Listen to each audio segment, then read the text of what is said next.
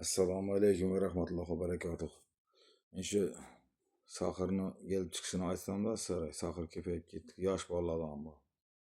Birinchi kech uxlashdan bo'ladi. Birinchi kech uxlashdan. Onda uxlash kerak. Organizm uyqusi keldi, dam olasi keldi, uxun keldimi?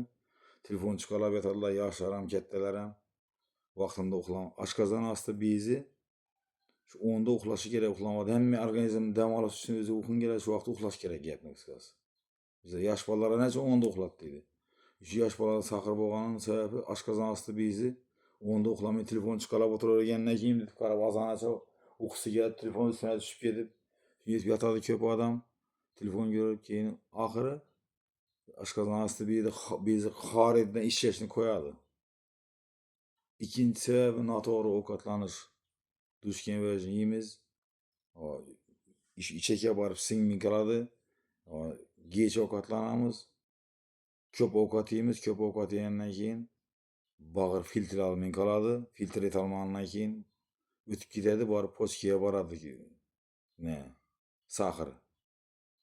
Gapni qisqasi ko'p ovqat yeyish, go'sht ovqatlarni yeyish, qandli vazidan shakarni yeyish bag'irni borib jirovoy gipoteza qiladi ekan bu.